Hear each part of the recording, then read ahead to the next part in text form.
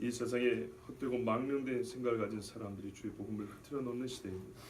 하나님의 복음 아는 것 다시 한번 듣게 해주시고 다시 한번 내 마음속에 깊이 새겨진 우리 주의 복음 되게 하여 주시옵소서. 예수 그리스도 이름으로 기도하옵나이다. 아멘. 지난주에 종교개혁주의를 맞이해서 오후 예배 때 언약적 신율주의가 무시한 사실이라고 하면서 설교를 한 적이 있습니다. 언약적 신율주의라는 것은 뭐냐면 구약에서 은혜를 읽는 것입니다. 훌륭한 것이죠. 구약에는 은혜가 없다고 말하는 사람이 있는데 이거는 틀린 말이고 구약에 은혜가 있습니다.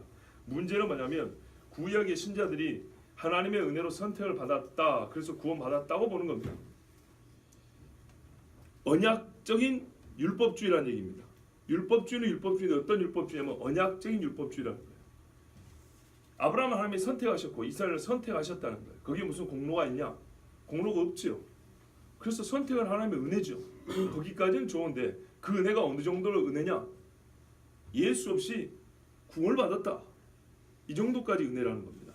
율법은 왜 줬냐? 그 받은 구원 안에 머물러 있으라고. 머물러 있지 않으면 안 된다고. 머물러 있는 것이 뭔지를 가르쳐주는 경계선입니다. 그래서 율법을 지키면 받은 구원 유지하여 끝까지 구원받는다고. 율법을 어기면 어떻게 한다고요? 짐승의 제사 있지 않습니까? 짐승의 제사로 속죄받아서 다시 구원 안에 있고, 만약에 그것도 거부하고 끝까지 우상 숭배하면 그때는 너는 구원을 잃어버리고. 이게 언약적 율법주의의 간략한 요지라고 그랬습니다. 기억나십니까? 네. 자, 이게 얼마나 큰 문제냐? 뭐 신학적으로 복잡한 문제가 많이 있습니다. 근데 왜 제가 이 이야기를 하냐? 여러분이 신학 강의하려는 게 아닙니다. 우리가 믿은 복음에 대하여 잘못된 가르침이 많이 나타날 거라고 성경에 예언되어 있고 실제로 그렇기 때문입니다. 이거는 대중화되어 있는 신학입니다. 이단 이야기도 아니고 주류 신학계의 한쪽에서 지금 계속 새로 확장시키고 있는 겁니다. 아시겠죠? 일반 신학자들 중에, 그리고 저와 같이 신학교를 나온 동문들 중에 이와 같은 이야기를 믿고 따르는 친구들도 있다고 말씀드렸습니다. 또 하나, 왜 제가 이와 같은 설교를 여러분에게는 낯선 이야기지만 왜 해야 되냐? 그래서 잘못 빠져갈 수도 있고, 그리고 그 외에 우리가 가진 구원에 대해 다시 한번 점검하는 것이 이 헛된 소리를 우리가 분별해낼 수도 있고, 또한 거짓된 가르침에 다른 사람이 빠져가려고 할 때 붙잡을 수도 있기 때문입니다. 지난주라고 하면 좀 그렇고 엊그제 여러분 또 교회 실명을 거론하기 좀 그렇고요. 좀 제가 보기에는 좀 문제가 있는 데서 찾아왔습니다. 저를 찾아왔습니다. 그래서 1시간 동안 대화하고 왔습니다. 제가 그분들하고 얘기하면서 그랬죠. 일반적으로 전도하자는 건 아니지 않습니까? 어느 성도가 전도하는데 교회를 찾아와 목사를 보자 합니까? 본인들의 행동이 어떤 의미를 담고 있는지 그걸 인정하시라고. 이런 거 한번 들어보시라고. 예수를 모르는 사람한테 복음을 전하는 그런 겁니까 이게? 아니면은 교회를 찾지 못한 사람이 우리 교회 한번 와봐라. 우리 목사님 한번 상담 한번 하고 우리 교회에서 한번 예배 드리면은 신앙생활 잘할 수 있을까? 이렇게 교회 소개하는 겁니까? 그것도 아니라 멀리 과천에서 서울 여기까지 이리 오셔가지고, 또 이 동네 분도 있지만 와가지고 교회를 직접 찾아와 목사를 보겠다는 일반 성도들이 누가 이런 식으로 전도를 합니까? 당신들의 하는 행동이 무슨 뜻을 담고 있는지 지금 아십니까? 그런 1시간을 대화를 했어요. 그런데요, 제가 대화를 마치고 하나님께 너무너무 감사했어요. 하나님 앞에 일주일 내내 선하게 사는 건 아니지만 이와 같은 분들하고 대화를 할 때는 얼마나 눈에 힘이 들어가고요, 말이 분명하고요, 내가 하나님의 말씀이 속에 있는 것이 얼마나 감사한지요. 정말 즐거웠어요. 또 온다 그래서 오시라 그랬어요. 보면은 신천지도 2번이나 왔다 갔다고. 밥도 먹었다고. 오시라고. 그런데 이렇게 말했죠. 그분들이나 여러분들이나 네임새가 비슷한 거 아십니까? 빙글빙글 돌리려고 그러는데 제가 딱 잡아놨죠. 왜 오셨습니까? 돌리지 말고 왜 오셨나? 그런데 중요한 건 이겁니다. 그분들은 종말에 관한 이야기를 합니다. 그런데요, 문제는 자기들 하는 대로 가야 된다는 얘기죠. 주예요. 나보고 자기들하고 비슷하대요. 아닌데요. 결정적인 부분에 성경대로 했는데요. 성경 본인들도 일반적으로 목사들 우습게 바라고 봅니다. 자기들보다 성경 모르는 줄 알고 성경 그럽시다. 성경 갖고 얘기합시다. 그래요. 성경이 이렇게 되어 있습니다.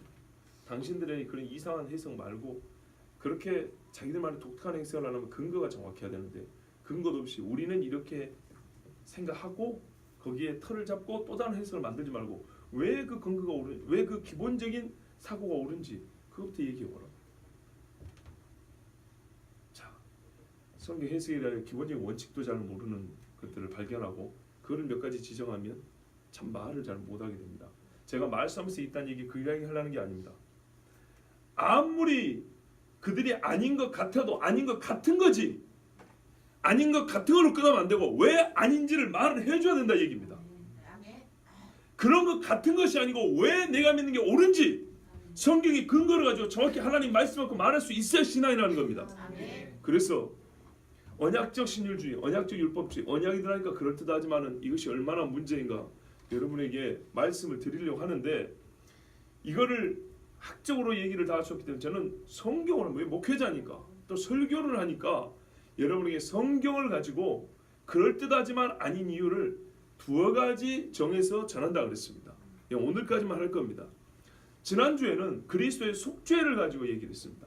이번에는 언약과 믿음이라는 이 매우 범위를 좁혀서 이 소주제를 가지고 언약적 신율주의가 왜 틀렸는지, 즉 구약 사람들은 아브라함같이 선택을 받아서 구원받고 그러면 이방인들은요, 이스라엘 사람, 외 사람들은 어떻게 해요? 예수님을 믿어서 예수님의 속죄로 아브라함의 자녀로 편입되어 들어가는 것처럼 이렇게 얘기하는 구원 원리의 이원화를 대번에 할 수 있죠. 이것이 맞는 거냐? 딱 들어도 틀렸죠. 그런데 이들이 뭘 무시했다고요? 하나님의 기본 언약이라는 걸 무시했다고요. 언약이라는 것이 뭔지 무시했다고. 또 하나는 이 언약에 대한 하나님의 요구가 있어요. 믿음을 요구했어요. 만약 한 언약에 한 믿음을 요구하면 어쩔 건데? 오늘 그 이야기 하자는 겁니다. 사실 이 이야기는 다른 설교 통해서 여러분이 지금까지 수없이 들은 겁니다. 수없이 들은 것이 어떻게 쓰여지는지 한번 보세요. 이미 다 알고 있는 이야기 제가 반복할 겁니다. 딱 듣다 보면 몇 번 들은 이야기인데 몇 번 들은 이야기가 내 안에만 머물러 있지 않고 이런 거짓된 가르침에 어떻게 그것이 반박하는 무기로 말씀이 칼로 쓰여지는지 한번 보라 이런 말입니다. 첫 번째 우리가 오늘 읽은 말씀도 제가 숱하게 설교 시간에 언급했고 또 설교도 했지요. 하나님이 주신 첫 번째 복음이라 그러고요. 언약입니다. 뭡니까? 소위 아담 언약이라고 그러죠. 저는 하와 언약이라는 게 더 어울린다고 생각하지만 아담이 어쨌든 인류의 머리니까 아담 언약이라고 그럽니다. 여자의 씨가 네 머리를 상하게 한다 그랬습니다. 우리 번역은 후수하는 얘기는 완전 틀렸어요. 씨라고 해야 된다. 씨. 아시겠죠? 씨라고 해야 됩니다. 여자의 씨가 네 머리를 상하게 할 것이오 그랬습니다. 여러분 머리를 상하게 한다. 완전히 파괴해버린다는 얘기죠. 그렇죠? 그 힘의 근원을 뭉개버린다는 얘기입니다. 자 그런데 창세기에 보면 재밌는 이야기가 있습니다. 하나님이 이 이야기를 이 말씀을 주셨을 때 아담이 그 자손들에게 증거했을까요? 안 했을까요? 했겠죠. 당연히 했죠. 그러니까 아벨이 믿음을 가졌죠. 그러니까 셋이 믿음을 가졌죠. 그런데 가인은 어떻게 된 겁니까? 아버지가 안전한 게 아니고 지가 안 믿은 겁니다. 그 다음에요. 홍수가 났습니다. 많은 사람이 죽었습니다. 왜 노아의 집만 구원을 받았습니까? 안 믿은 겁니다. 안 들은 겁니다. 노아의 집만 말 그대로 믿음이 있는 겁니다. 하나님이 노아를 안 살렸으면 어떻게 됐을 거라고요? 씨가 말랐을 거라고요. 하나님을 교회할 사람 아무도 없었을 거예요. 생각을 해보세요 여러분. 인류가 그때 수십억이라고까지 출산합니다. 왜? 수백 동안 애를 낳았기 때문에 한 여자가 몇백 년을 애기를 낳았어요. 생각을 해보세요. 자 그러면 노아 식구 8명입니다. 급속도로 하나님을 믿는 사람이 없어져 버렸죠. 8명밖에 안 남았다니. 8명. 예수님이 노아의 때와 같으니 생각보다 적다는 얘기입니다. 진짜로. 자 홍수가 지났어요. 겨우 살아남았습니다. 그러면 이 사람들이 뭘 증거해야 될까요? 하나님의 홍수 심판을 얘기해야 되겠죠. 그러니까 아담 때 주신 언약을 얘기해야 되겠죠. 결국 우리는 그게 줄 수밖에 없다. 여자의 후손이 와서 이 망식기를 뭉개버려야 된다. 이놈들 때문에 우리가 포악하며 다른 육체를 따라 음행하며 그랬던 거 아니냐. 이렇게 가르쳐야 되겠죠. 들었습니까? 안 들었습니까? 안 들었죠. 불과 홍수의 100년 만에 니무롯이 전 세계적인 반역을 일으켰습니다. 성을 쌓고 탑을 쌓고 하늘에 우리의 이름을 내자. 하나님의 말씀에 완전히 반대되는 일만 반대만 전 세계적으로 이렇게 그런 괴계를 꾸미고 하나님께 반역을 했습니다. 고작 남은 사람은 셈의 후손 중에 몇 사람입니다. 그게 아브라함의 족보입니다. 셈부터 아브라함까지 따로 하나님의 족보를 정리해 줍니다. 그 사람들이 일부 남아 있었습니다. 자, 이 많은 사람들이 하나님 앞에 범죄에 흩어버렸습니다. 그렇죠? 그런 다음에 아브라함이 어디 살고 있었습니까? 갈대아 우르에 살았습니다. 갈대아 우르에 살다가 어디로 이주를 했죠? 하란으로 갔습니다. 역시 우리 성도들 이제는 좀 죄송합니다. 이렇게 펴서 배운 티가 좀 납니다. 가나안이라고 그러면 곤란합니다. 하란으로 갔습니다. 하란으로 갈 때 자기가 주도해서 갔습니까? 아닙니다. 아버지 데라가 주도해서 갔습니다. 이게 11장입니다. 아버지 데라가 아들 아브라함과 손자 롯을 데려갑니다. 왜 그러냐? 이 큰아들이 있었는데 큰아들이 하란입니다. 근데 얘가 죽어버렸어요. 얘가 죽고 그 딸하고 아들이 있었는데 딸이 삼촌하고 결혼했어요. 아버지 데라의 아들이 3명이에요. 아브라함, 나홀, 하란이에요. 아브라함, 나홀, 하란인데 이 하란이라는 아들이 죽었어요. 근데 자녀가 셋이 있었거든요. 딸이 밀가가 있었고 아들이 롯이 있었고 이스가라는 또 아들이 있었어요. 이 밀가가 삼촌 나홀하고 결혼을 했어요. 아시겠죠? 이게 참 중요합니다. 자, 이런 상황에서 족보가 좀 꼬이긴 했습니다. 옛날에는 그랬으니까.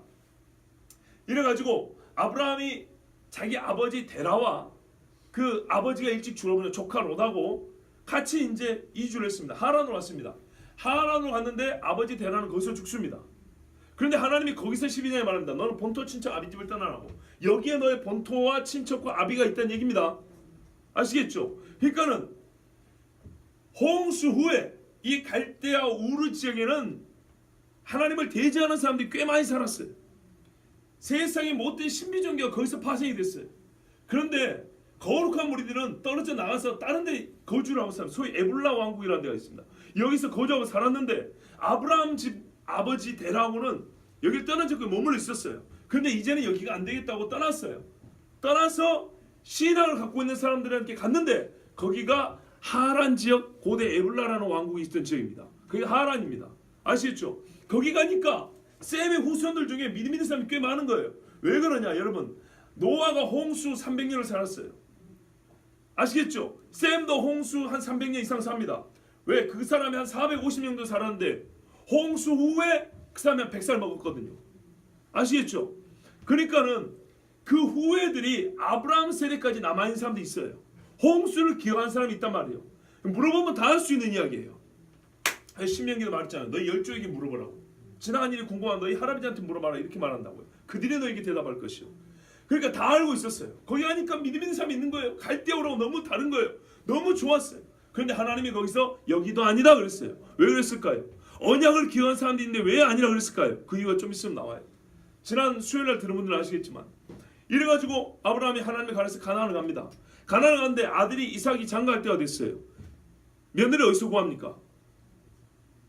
내 본토 친척 있는 집으로 가라 그럽니다. 거기가 어디입니까? 갈대아 우른가요? 아니죠. 하란입니다. 하란에 누가 있습니까? 가서 봤더니 그 종이 만난 여자가 누구죠? 누구예요? 여자가 누구냐고요? 리브가를 만났다고 지금 아브라함 이야기입니다. 아브라함의 아들 이삭의 부인을 찾으려고 아브라함의 종이 가서 리브가를 만났죠. 근데 리브가가 자기를 뭐라는지 아십니까? 나는 나홀이 밀가에게서 낳은 누구요? 부두엘의 딸 리브가요 이렇게 말한다고. 이해가 되십니까? 나홀이 누구예요? 아까 아브라함의 형제입니다. 그러면 이 나홀 집이 이미 하란에 와서 살고 있었다는 얘기죠. 무슨 말씀인지 알겠죠? 그러니까 여기가 친척집인 거예요. 아브라함의 삼형제 중에 동생이 이미 그 조카하고 결혼해가지고 이 하란 지역으로 이주해서 거기서 살고 있었어요. 아브라함은 나중에 거기를 간 거라고요. 그리고 내려왔어요. 그리고 가나안에서 다시 며느리를 구하려 보니까 자기 동생도 살고 있는데 믿음 있는 사람이 아직 언약을 기하면서 살고 있는데 그래 보냈다고요. 그래서 동생 집에 이른 거예요. 동생 집에. 아브라함의 동생 집에. 그 동생 집에 가니까 그 집에 애가 누웠어요. 리브가가 있었던 거예요. 그래서 그 리브가를 데리고 와서 이삭의 부인으로 삼습니다. 그런데 이 리브가를 보낼 때 그 오라비와 어머니가 뭐라고 말하냐면 축복을 합니다. 창세기 24장 47절 48절에 아니 사실 그건 아까 그 리브가가 자기가 밀가가 나홀에서 나온 부대를 따라 이렇게 고백한 것이고 그러니까 아브라함의 친척집이고 창세기 24장 60절에 뭐라냐면 우리 누이여 너는 천만인의 어머니가 될지어다 내 씨로 그 원수의 성문을 얻게 할지어다. 아멘. 내 씨로 원수의 성문을 얻게 한다. 이게 보통 시집갈 때 축복하는 인사말이냐면 그렇지 않습니다. 이거는 소위 말해서 언약적인 문구입니다. 근데 이 말이 어디서 찾을 수 있냐면 아브라함이 이삭을 바칠 때 하나님이 이삭에게 아브라함이 멈춰라 한 다음에 그러죠. 하나님의 사자 와서 말하죠. 그때 축복한 게 뭐냐면 창세기 22장에 내 씨가 그 대적의 성문을 차지하리라 이렇게 말한단 말이에요. 20장 17절 똑같은 얘기입니다.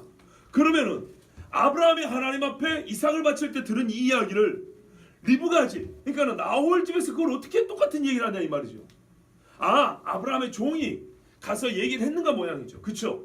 아브라함의 종이 가서 얘기를 했기 때문에 우리 집 딸이 가면은 이제 그렇게 복을 받겠구나. 그랬을까요? 그럴 수도 있지만은 여러분 이거는 대단한 신앙 고백입니다. 얼굴도 안 보고 보내는 겁니다. 이런 똑같은 신앙적인 언약적 문구가 있다는 것은 공통된 언약이 있다 이 말입니다. 자, 지난 특별 새벽기도 월삭기도 때 제가 증거했어요. 성문은 뭐냐? 지옥의 문들이 교회를 엄몰하지 못한다 그랬어요. 지옥의 문들이라고 했어요.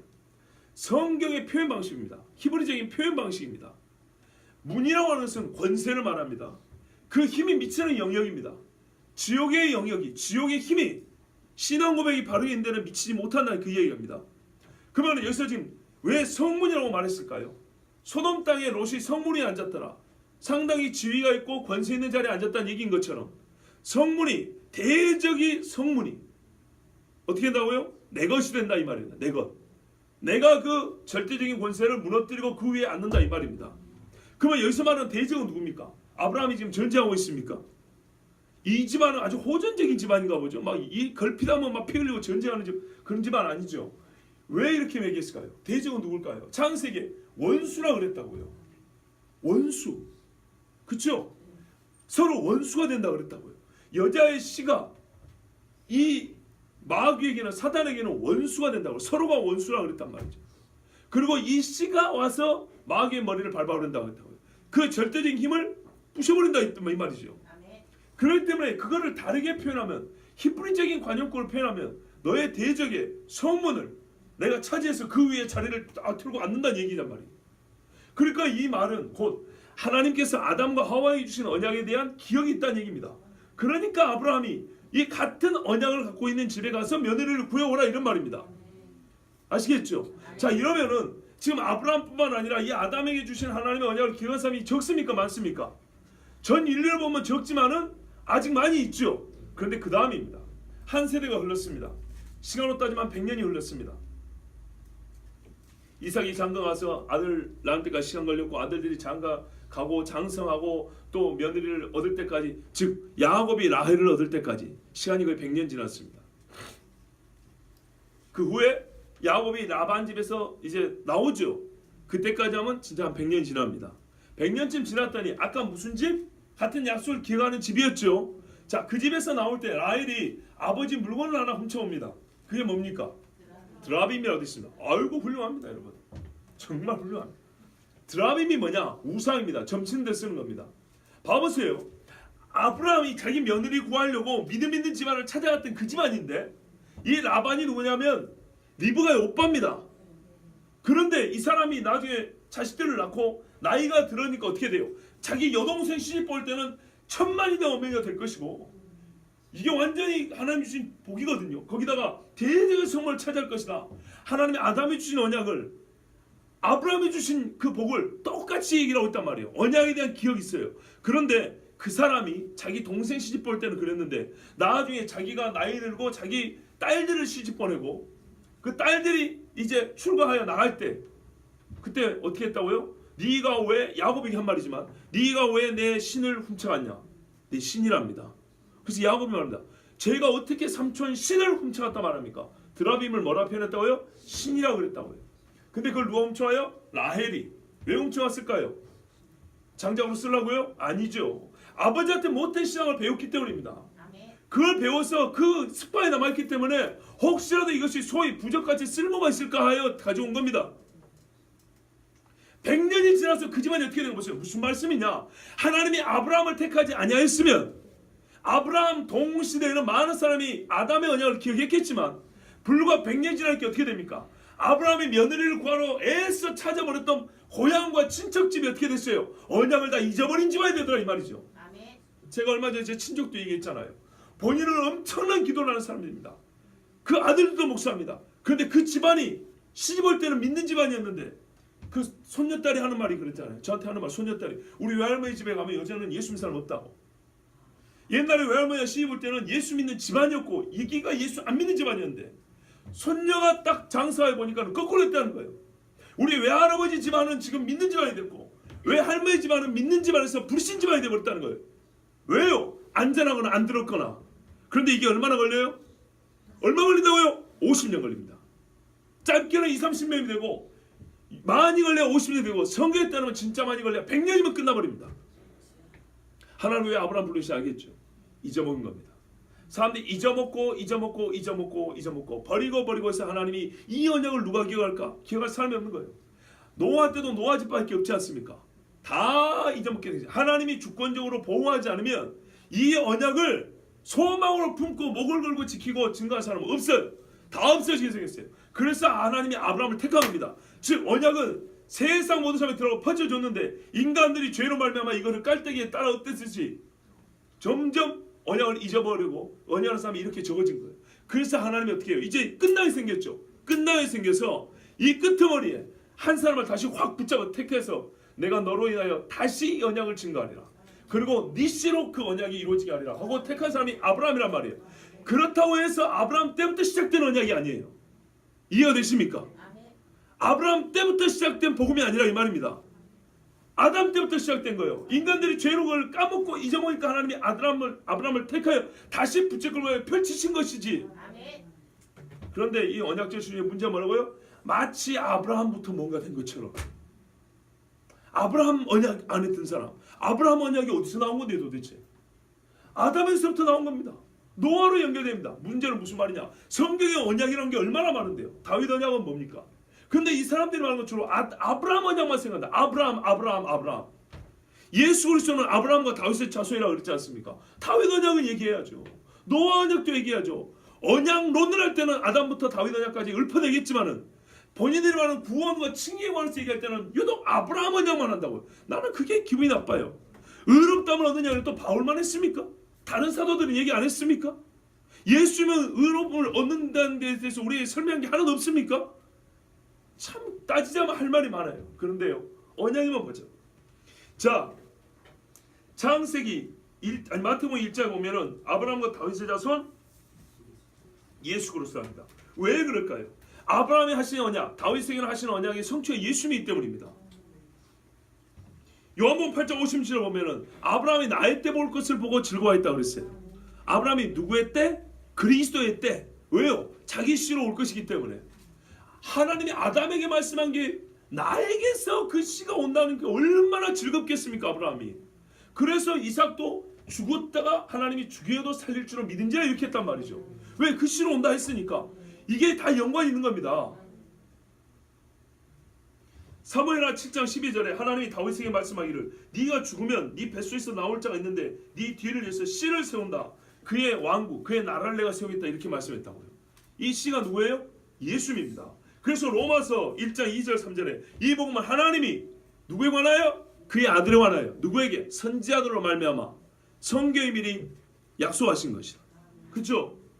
이 아들로 말하면 육신으로는 다윗의 혈통에서 나셨고 이게 틀린 번역입니다. 성경 번역을 하면은 넷자르 씨입니다. 씨. 히브리어로 스페르마 씨입니다. 헬라어로 육신으로 말하면 하나님의 아들 예수가 어떻게 오셨냐? 다윗의 씨가 왔다는 겁니다. 왜 씨라는 표현을 쓸까요? 아니 하나님이 다윗에게 사무엘하에서 그렇게 말씀했거든요. 사무엘 시대 씨라고 말했거든요. 그리고 이 씨가 하나님이 처음부터 약속하신 말하자면 언약에 관해서는 만국 공통합니다. 씨를 보내준다 그랬어요. 씨를. 자, 그래서 이 씨로 말미암아 예수 그리스도가 이 땅에 오게 됐습니다. 자, 그런데 주여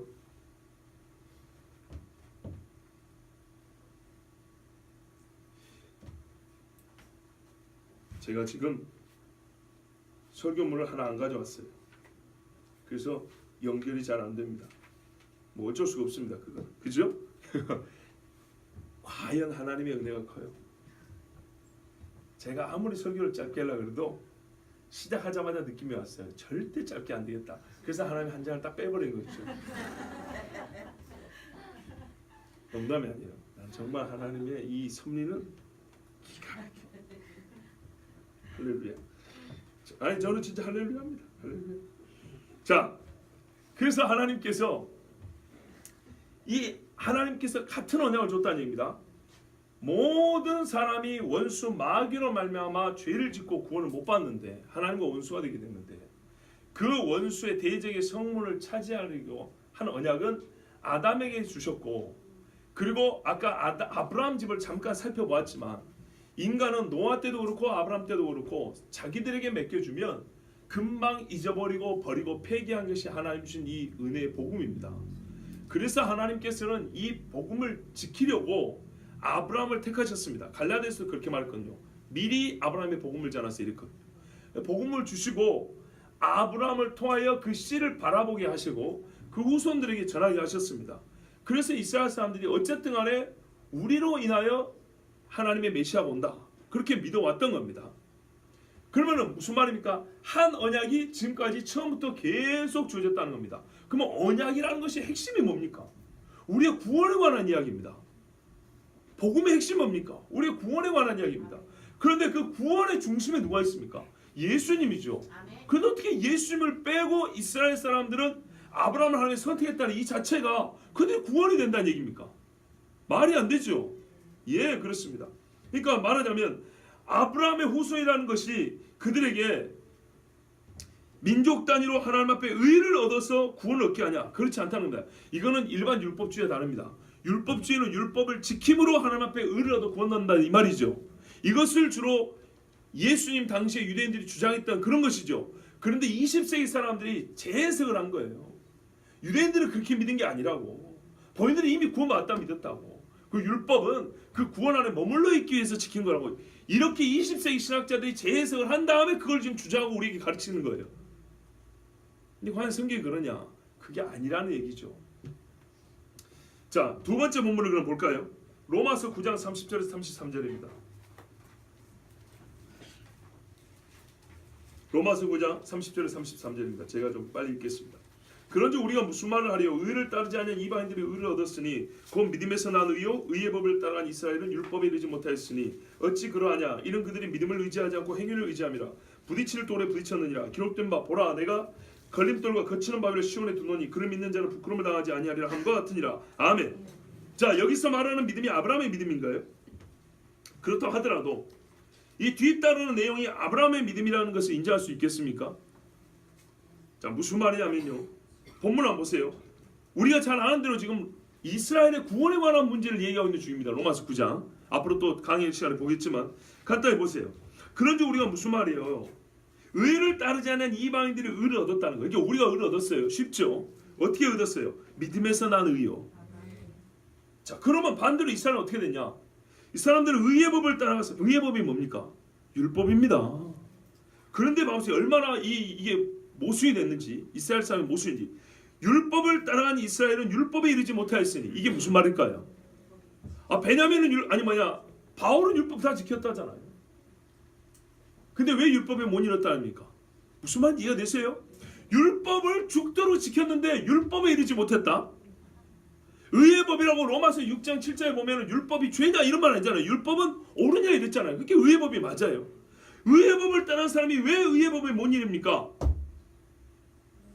그 의의 법이 누구를 가리키고 있는데 예수를 말하는데 예수를 못 맞다는 얘기입니다. 그러면 앞에 이방인과 비교하면 무슨 말이에요? 의의 법을 따라갔으나 믿음이 없었다는 얘기입니다. 그들이 믿어야 할 바를 못 믿었다는 얘기입니다. 율법은 잘 몰라도 예수를 믿은 사람은 의를 얻었는데 율법이 예수를 가르쳐주고 있는데도 율법 안에서 예수를 잊지 못한 유대인들은 오히려 율법이 참으로 말하고자 하는 그것을 이루지 못했다는 얘기 아닙니까? 어찌 그러냐? 왜 그랬냐? 도대체 이 기가 막힌 일이 왜 일어났냐? 이는 그들이 믿음을 의지하지 않고 행위를 의지함이라. 율법을 볼 때, 율법을 지킬 때 뭘 의지한다고요? 믿음을 가지고 있다. 믿음으로. 그런데 율법을 지키는 행위에만 자기들의 모든 것을 걸었어요. 이래서 안 됐다. 아니 성경이 그리 말해주잖아요. 그래서 구원을 받았답니까? 못 받았답니까? 못 받았다는 얘기죠 지금. 그 다음에 이 부분이 이제 중요합니다. 이를 또 다른 옛적에 하나님의 선지자들 하신 비유로 말을 해줍니다. 비유로 부딪힐 돌에 부딪혔느니라. 달려가다 돌에 한번 부딪혀보세요. 어떻게 되는가? 자빠지죠. 그래서 유대인들의 상태를 이렇게 말하는 겁니다. 돌에 부딪혀지면 자빠졌다고. 기록된 바. 이거는 그런데 이미 예언이 된 것이다. 보라, 내가 걸림돌과 거치는 바위를 시온에 두노니 그를 믿는 자는 부끄러움을 당하지 아니하리라 한 것 같으니라. 보세요. 이게 지금 두 가지를 압축해서 얘기하는 겁니다. 봐보세요. 걸림돌과 거치는 바위입니다. 이거는 사람들이 걸리면 자빠지는 거죠. 그렇죠? 그런데 그 뒤에는 반대로 믿는 자는 부끄러움을 당하지 아니한다. 그건 무슨 말이에요? 이걸 그대로 봐보세요. 걸림돌에 걸리지 않는 자가 누구냐면 믿는 자는 거고요. 그 믿는 자는 자빠지지 않냐고 부끄러움을 당하지 아니한다. 자빠진다는 것은 부끄러움을 당한다. 그렇죠? 그 말은 건 믿지 않았다는 뜻. 다니엘서에 말하래요. 마지막 때에 많은 사람이 다 부활할 건데 그때 영원히 수치를 당하는 자도 있을 거다. 구원 못 받은 자를 얘기하는 거죠. 자, 마찬가지입니다. 그럼 이 말을 우리가 이렇게 압축된 표현이지만 충분히 이해할 수 있어요. 하나님이 내가 그러니까 걸림돌과 거치는 바위를 시온에 뒀대요. 예루살렘에. 거기 유대인들이 사는 데인데 거기다 둬가지고 믿는 사람은 부끄러움을 당하지 않고 구원을 받는데 안 믿는 사람은 이 돌에 탁 걸려가지고 자빠진다 이런 말입니다. 지금 이 이야기를 여기서 왜 합니까? 이게 바로 유대인의 상태를 얘기하는 겁니다. 그런데 우리가 알다시피 걸림돌이라는 건 누굽니까? 예수님이죠. 무슨 말 이해되시죠? 긴 설명 필요 없어요. 예수님을 시온에 뒀는데 안 믿는 사람은 부끄러움을 당하고 믿는 사람은 부끄러움을 당하지 않고 구원을 받는다는 얘기입니다. 근데 이거는 2000년 전에 있었던 이야기잖아요. 근데 아브라함 이야기와 율법은요. 모세 때 2000년 전 아브라함 때 이야기입니다. 예수님보다 더 2000년 전. 근데 이게 지금 하나로 묶어져 있는 이유는요. 결국에는 아브라함에 주신 약속도 모세에 주신 약속도 이 돌에 관한 이야기라는 거예요. 예수님에 관한 얘기라는 거예요. 여러분 그거 아세요? 아까 이 복음은 하나님이 선지자들에게 미리 약속하신 거라고 그랬죠. 선지자 중에 최초의 선지자가 누군지 아십니까? 성경의 기록에 의하면 실제적으로는 에녹도 선지자입니다. 왜냐하면 에녹은 훗날을 바라보고 예언했던 사람이기 때문에. 그런데 선지자라고 이름을 직접 부여받은 사람 아브라함입니다. 아브라함의 부인을 좀 그랬던 기억 아시죠? 좀 불미스러운 일. 그때 하나님이 그랬거든요. 아브라함은 선지자라. 이렇게 직접 말씀하셨어요. 그다음 모세는요. 선지자 중에 선지자입니다. 어디 아브라함과 모세를 빼놓고 예수님을 얘기한답니까? 맞아요, 틀려요? 하나님이 거짓말 안 하잖아요. 아브라함이 최초의 선지자고 모세가 최고의 선지자인데 어디 최초와 최고를 빼놓고 하나님이 그 아들 이야기하냐 이 말이에요. 이 로마서의 말씀이 어디 또 기록이 되냐? 베드로도 똑같은 얘기했어요. 제가 옛날 번역입니다. 경에 기록되었을 때 성경이죠. 보라 내가 택한 보배롭고 요긴한 모퉁이 돌을 시온에 두노니 저를 믿는 자는 부끄러움을 당치 아니하리라 하였으니 똑같죠 아까 옛냐고. 근데 여기는 조금 다르죠. 보배롭고 요긴한 돌이라고 했어요. 그냥 돌이라 하지 아니하고. 왜요? 믿는 자에게 부끄러움을 당하지 않게 하는 돌이기 때문에 보배롭고 요긴한 돌이라고 했고 믿지 않는 자에는 수치를 주는 거니까 걸림돌이라는 거예요. 이걸 아까 바울은 압축해서 설명했다고 그랬어요. 그러므로 믿는 너희에게는 보배이나 이방인이 믿는 너희에게는 보배이나 믿지 아니하는 자에게는 건축자들의 버린 그 돌이 모퉁이의 머릿돌이 되고 또한 부딪히는 돌과 거치는 반석이 되었다 하니라. 누구에게요? 믿지 아니하는 자. 아까 제가 로마서에서 이거 반대로 해서 하면 믿지 않은 자에게 거친다 그랬죠. 베드로는 그걸 풀어서 얘기해 줬어요. 실제로 믿지 않은 자는 거치는 돌이다. 저희가 말씀을 순종치 아니함으로 넘어지나니 이는 저희를 이렇게 정하신 것이라서. 여기가 저희가 누굴까요? 얘가 이스라엘 사람 얘기하는 겁니다.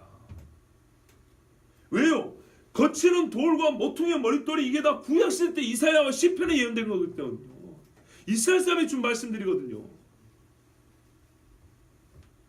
이사야 8장 13절 15절에 만군의 여호와 그를 너희가 거룩하다 하고 그를 너희가 두려워하며 무서워할 자로 삼으라. 너희가 누가 이스라엘 사람이 하는 거예요. 만군의 여호와를 섬기고 그를 두려워하라 이 말이에요. 너희들아 이스라엘 사람들아 그가 성수가 되시리라. 여호와가 너희 성수가 된다. 그러나 이스라엘 두 집에는 이렇게 말을 했는데 이스라엘의 북이스라엘과 남유다는 어쨌다고요? 걸림돌과 걸려 넘어지는 반석이 되실 것이며. 보세요. 이스라엘 집에 한 얘기잖아요. 근데 구약 시대는 뭐냐? 여호와를 얘기한 거예요. 여호와. 근데 이거를 신약에 와서 어떻게 해요? 예수님이 이야기했죠. 그러니까 여기서도 하나님의 한 분이 삼일째 하나님 한 분인 걸 말씀할 수 있죠. 예수님의 신성을 알 수 있죠. 그러나 이스라엘의 두 집에는 걸림돌과 걸려 넘어지는 반석이 되실 것이며 예루살렘 주민에게는 아까 시온에 세운다 했잖아요. 함정과 올무가 되시리니 많은 사람들이 그로 말미암아, 그가 누구예요? 만군의 여호와. 그로 말미암아 걸려 넘어질 것이며 부러질 것이며 덫에 걸려 잡힐 것이니라. 원래 본문의 맥락이 어디예요? 이스라엘 사람들이 하나님이 하신 말씀이에요. 너희가 나 때문에 걸려 넘어질 거라고. 왜요? 너희가 나를 어떻게요? 두려워하며 무수할 자로 삼으라 그랬어요. 거룩하다 하고 나를 거룩하다 하지 아니하고 나를 두려워하지 않으면 어떻게 된다고요? 내가 너희에게 있는 것이 도리어 너희에게 구원이 되는 것이 아니라 걸림돌과 거치는 반석이 될 것이다. 그런데 그를 신약에서는 어떻게 쓰였어요? 그들이 여호와를 믿지 아니함이라고 했고 그 아들 예수를 믿지 아니함이라고 이렇게 말하는 거예요. 이스라엘 사람들이 구원을 얻어요? 아브라함의 언약 안에 있으니까 전부 다 구원을 얻어요? 이사야 28장 16절에도 그러므로 주 여호와께서 이같이 이르시되 보라 내가 한 돌을 시온에 두고 기초를 삼았노니 곧 시험한 돌이요 귀하고 견고한 기초더라. 여기서 귀하고 견고하다 이거를 아까 베드로가 말한 거예요. 보배롭고 욕이나 못이 있더라 이렇게 받아들인 거예요. 그것을 믿는 이는 다급하게 되지 아니하리라. 믿는 이는 원수에게 쫓겨가지고 막 다급한 이렇게 했지 않고 평안히 있으리라. 대적과의 싸움에서 보호를 받으리라 이런 말입니다. 자, 그러니까는 하나님이 하신 말씀이 지금 누굽니까? 하나님 자신이 어떤 분이 되어야 한다고? 이스라엘 사람의 믿음의 대상이 되어야 한다는 거예요. 구원자로 믿음의 대상이 되지 않으면 아무리 너희가 이스라엘 사람을 할지라도 나는 너희에게 모세의 거치는 돌밖에 안 될 것이다. 귀찮은 존재밖에 안 될 것이다. 그런데 결국에 부딪히면 내가 지는 게 아니라 너희가 진다. 너희는 다리가 부러질 것이고 자빠지고 못 일어날 것이다. 이렇게 말씀하고 있어요. 근데 이 말씀을 그대로 선지자들이 한 말을 누가요? 베드로와 바울 같은 사도들이 그대로 가져와서 예수 그리스도를 믿지 않는 자들에게 이스라엘의 구원의 문제에 관해 지금 얘기하고 있다 이 말입니다. 아멘. 이 언약이 예적부터 주어진 하나의 언약이고 동일한 믿음이에요. 시편 118편에 예전에 마태복음 강의 때 많이 들은 겁니다. 내게 의의 문들을 열자다. 내가 그리로 들어가서 여호와께 감사하리로다. 이게 예수님 이야기예요. 이는 여호와의 문이라 의인들이 그리로 들어가리로다. 아 보세요. 내게 의의 문을 열자다. 내가 들어간다 그랬거든요. 그래서 여호와께 감사한다. 예수님이 왕으로서 성전에 들어가실 때 들어가서 여호와께 감사한다 그랬어요. 내가 그랬죠 예수님이. 근데 뭐라 그래요? 여호와의 문이라 의인들이 그리로 들어가리로다. 누가 같이 가요? 의인들이 같이 가요. 예수님과 함께 의인들이 구원을 받는다고요? 주께서 내게 응답하시고 나의 구원이 되셨으니 내가 주께 감사하리다. 건축자가 버린 돌이 집 모퉁이의 머릿돌이 되었나니 이는 여호와께서 행하신 것이 우리 눈에 기이한 바로다. 아멘. 기가 막힌 거라고. 제가 예전에 말씀드렸죠. 건축자들은요 전문가이기 때문에 우리 일반 사람들이 보기에는 아무짝에 쓸모없는 나무 쪼가리 갖고도 작품 만들고 돌 한 덩어리 갖고도 작품 만들 수 있다고요. 그런데 전문가가 보기에도 쓸모없는 돌은 진짜 쓸모없는 돌이라고요. 그런데 그런 돌을 하나님은 사람에게 그렇게 얘기해짐을 받았으나 모퉁이의 모퉁이돌, 욕이란 돌이 되겠다 그랬어요. 기초돌이 되겠다고. 이건 다윗의 시입니다. 근데 다윗이 말해요. 내가 그걸 보니까 기이하다. 정말 놀랍다는 거예요. 다윗이 그러잖아요. 내가 내 주께 내 앞에 계신 줄 항상 찬송하며. 그러면서 다윗이 얼마나 춤을 췄는지 모릅니다. 다윗이 예수님을 그때를 바라본 사람입니다. 자, 이게 우리 하나님이 우리에게 주신 언약입니다. 언약. 그리고 이 동일한 언약에 대한 믿음입니다. 그러니까 한마디로 정리하면 하나님은 처음부터 여자의 씨를 말씀하고 그 씨가 왔습니다. 근데 이 씨는 누구에게? 아담에게서부터. 아담은 모든 인류의 머리라는 거 아셔야 됩니다. 모든 인류에게 구원받을 길 딱 하나 주셨고 그 구원받을 길 안에 들어가는 것은 오직 믿음이라는 통로밖에 없다고 말했습니다. 아멘. 시간 관계상 제가 정리한 말씀을 읽고 마치겠습니다. 바울에 관한 세 관점, 다시 말해서 칭의에 대하여 언약적 율법주의, 언약적 신율주의를 주장하는 자들에 의하면 이방인은 아브라함의 언약 밖에 있던 자로서 훗날 예수님을 믿음으로 아브라함의 자손과 같은 의의 백성이 포함된다고 주장하지만, 그러니까 예수 믿는 걸 부정하는 건 아니에요. 구원의 섭리가 다른 것이지. 그 유대인은 예수님이 필요 없이도 구원을 받는 것처럼 큰 오해를 만들어냈어요. 그들이 가진 신학적 오류의 근본 문제는 이방이나 이스라엘이나 아브라함 이전에는 혈통적으로 언약적으로 구분 없는 똑같은 아담과 노아의 후손이었다는 점. 이스라엘이 처음부터 이스라엘이 아니라는 것. 이스라엘이라는 존재가 있기 전부터 언약은 모든 인류에게 하나가 주어졌다는 것. 그걸 잊어먹을까봐 그를 지키고 전수하고 이 땅에 미리 보여주기 위해서 하나님이 이스라엘을 택한 것이지 이스라엘만 독특한 구원의 방식을 준 게 아니라는 거예요. 창조로부터 나타난 하나님의 신성과 계시를 똑같이 모든 사람이 알았고 알았어야 했다는 겁니다. 동일한 아담 언약, 동일한 노아 언약의 대상입니다. 우리 모두는요. 같은 언약의 계보로 있는 자손들이 다 이런 말입니다. 모든 사람이 구분 없는 같은 죄인의 처지에서 하나님이 같은 조상을 둔 자손 중에서 아브라함을 택하셨다는 사실에 주의해야 됩니다. 같은 조사에서 같은 죄인에서 아브라함을 택한 거지 아브라함은 별개 떨어져 있는 게 아니에요. 처음부터 다른 인류가 아니라 한 인류였고 한 인류를 구하기 위한 하나님의 단일 계획 속에서 아브라함을 부르셨다는 점을 꼭 기억하셔야 됩니다. 그때부터 구분이 나타났고 그러니까 이 죄인이라는 덩어리 안에서 아브라함을 구분했어요. 선을 지었어요. 그리고 구별시켰어요. 그러면 왜 구별하셨는가? 아까 말씀드린 거 제가 지금 정리하는 겁니다. 본래 아담과 하와에게 한 가지 구원 방법 여자의 씨를 약속하셨고요. 그리고 사탄이 막고자 애를 쓴 것도 이것이라 그랬습니다. 그래서 첫 번째 아들 그놈인가 하여 아담과 하와도 그 남자 해서 가인이라고 했어요. 내가 그 남자를 얻었다. 그래서 가인이라고 했거든요. 구원자인 줄 알고 그 신 줄 알고 첫 번째 씨였기 때문에. 그래서 마귀도 그놈을 타락시키라고 애를 썼죠. 성공했죠. 근데 아니었어요. 그 다음에 여자들의 육체 여자의 씨로 온다고 해서 여자를 더럽히라고 어떻게 해요? 하나님의 아들들이 사람의 딸들을 취하여 그 말씀 기억나죠? 이것도 다 의미가 있다고 그랬습니다. 여자들을 더럽히면 되는 거예요. 실패했죠. 수많은 이스라엘 사람들 그 혈통을 끊어버리라고 얼마나 애를 썼습니다. 마귀 하는 짓을 보세요. 여자의 씨를 못 오게 하는 것 이것이 마귀의 제1의 목표입니다. 사탄이 막고자 한 것이 바로 여자의 씨일 뿐입니다. 이 복된 소식을 아담과 하와는 당연히 가르쳤고 가르쳤어야 했고요. 그런데 역사를 보면 우리가 아까 들은 대로 하나님의 약속은 사람들의 마음에서 자연스럽게 잊혀져 갔습니다. 이 자연스럽다는 것을 천천히라고 생각하면 곤란합니다. 매우 빠릅니다. 아주 빠른 속도로 자연스럽게. 왜? 죄인에게 그게 자연스러운 거예요. 홍수 후 얼마 지나지 않아서 니무롯은 우두머리고 그를 따르는 사람들이 반역이 있었고 얼마 지나지 않아서 셈의 후예들마저도 급격히 하나님의 약속을 잊었습니다. 아까 그 라헬 이야기 기억하십시오. 그러나 이때에도 아브라함과 그의 아들들은 구원자가 그들의 씨를 통하여 올 것을 알고 기다렸습니다. 그러나 막상 오셨을 때는 아브라함의 후손이 이스라엘마저도 어떻게 됐어요? 약속을 왜곡하여 이해했습니다. 씨가 온다는 걸 아는데 그 씨에 대해서 자기들 마음대로 또 정의를 내렸어요. 그래서 오신 여자의 씨를 죽였습니다. 자기들의 주를 죽인지라. 이 악함은 그들이 있는 진노를 이야기했지만 감사하게도 하나님의 약속을 성취하는 방법으로 우리 이방인들에게 말이죠.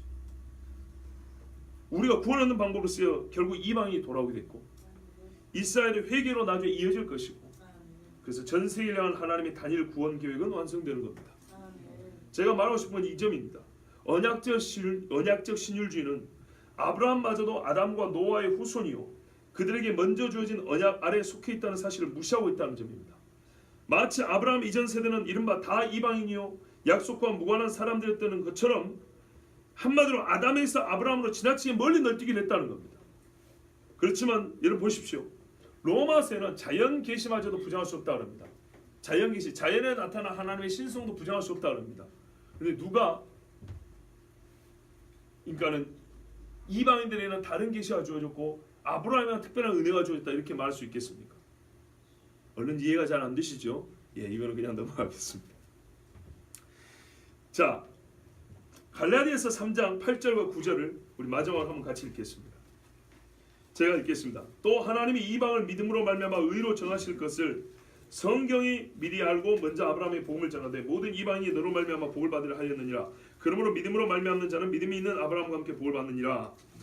언약적 신율주의자들이 말하는 것처럼 이스라엘은 아브라함의 믿음으로 이방인은 예수를 믿음으로 아브라함의 유업을 얻는 것으로 본다면 본문의 모든 이방인이 너로 말미암아 복을 받으려면 어떻게 했어야 됩니까?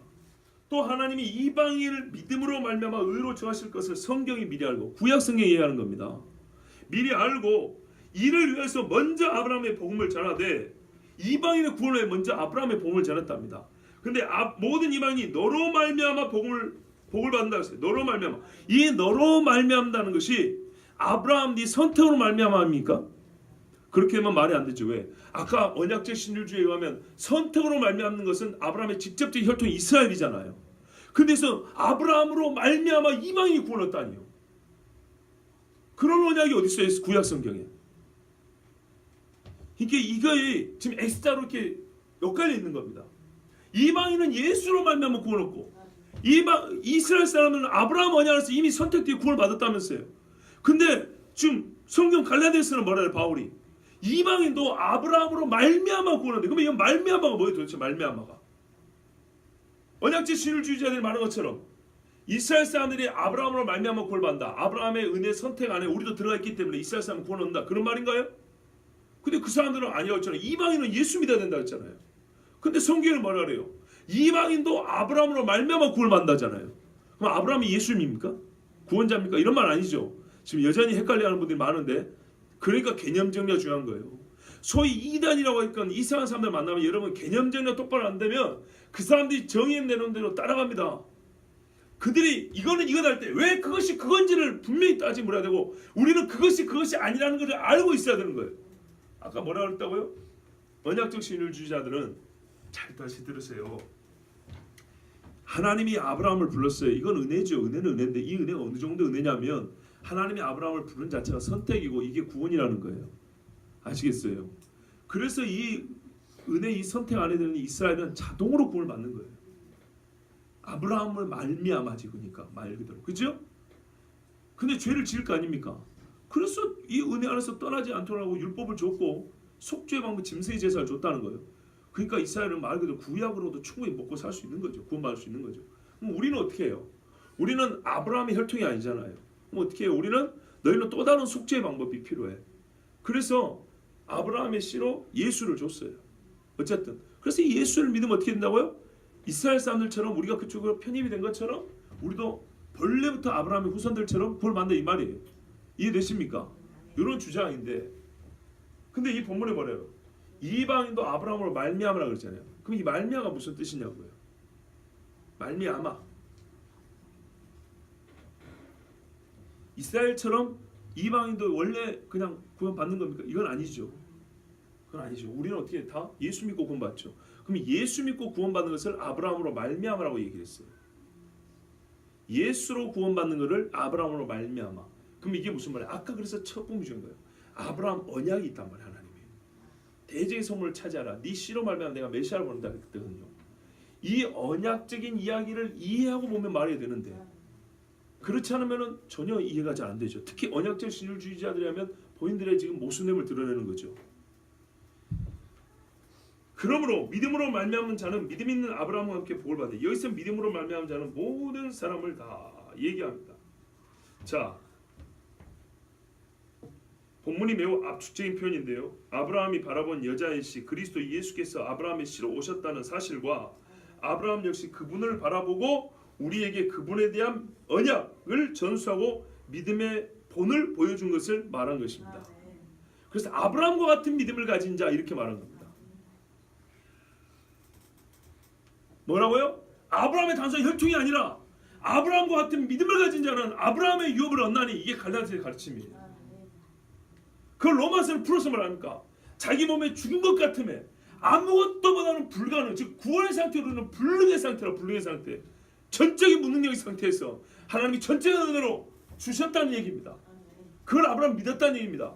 그 믿음이 있는 자에게, 아브라함이 그런 믿음을 갖고 있기 때문에 그 믿음이 있는 자에는 아브라함과 같은 복을 받는다는 얘기입니다. 그걸 압축해서 아브라함으로 말미암으라고 얘기한 거예요. 아브라함 언약은 처음부터 민족적 배타성을 띠고 있지 않았고요. 믿음을 배제한 혈통의 쇠창살에 갇힌 언약이 아니었습니다. 다만 모든 사람이 주신 공의 믿음으로 안식에 들어갈 언약이지, 그러니까는 아브라함의 자손이기 때문에 바로 구원 얻는 이런 것이 아니라고요. 그리고 이방인들은 너희는 아브라함 자손 아니니까 전부 다 구원 못 받아, 이런 것이 아니라는 얘기입니다. 믿음으로 안식에 들어간다. 이게 히브리서에 나온 얘기 아닙니까? 왜 안식에 못 들어갔냐? 듣는 자가 믿음과 결부시키지 않았기 때문이다. 이렇게 돼 있어요. 죄인들은 그 약속을 일부러 잊었고 모두가 잊어버린 판에 하나님께서 아브라함을 부르셨고 아브라함의 씨로 약속에 오게 하셨습니다. 이때 아브라함은 하나님께 믿음으로 의롭다 하심을 얻었고 아들을 바치기까지 믿음을 확증하였으며 후손들의 약속의 말씀을 전하였습니다. 이 일을 크게 확대하면 모든 인류 중 어떤 이가 먼저 복음을 듣고 믿어 나머지 사람들이 증거하는 것과 성격상 맥락상 다르지 않습니다. 이해되시죠? 모든 죄인 중에 하나님이 한 사람을 중에서 그 사람이 증거하겠고 그도 같은 믿음을 가져야 되는 거예요. 그도 그리고 우리도. 그러므로 사람의 할 일은 감히 하나님의 구원 섭리를 이원하는 궤변을 그치고 오직 한 분 하나님께서 정하신 한 구원의 길이 주어졌음에 감사하는 것입니다. 그분은 아브라함이 믿었던 그분, 하나님이 약속한 그분은 여자이시고 아브라함과 다윗의 자손 오신 예수 그리스도이십니다. 자, 이제 우리가 이 예수님을 믿음으로 구원을 받았고 그 예수님이 이제 어떻게 우리를 구원하셨느냐 할 때 자기의 몸과 피를 찢기고 흘리심으로 우리를 구원하셨습니다. 그래서 우리 주님이 하신 말씀, 그가 다시 오실 때까지 이 죽음을 증거하는 것이라고 했어요.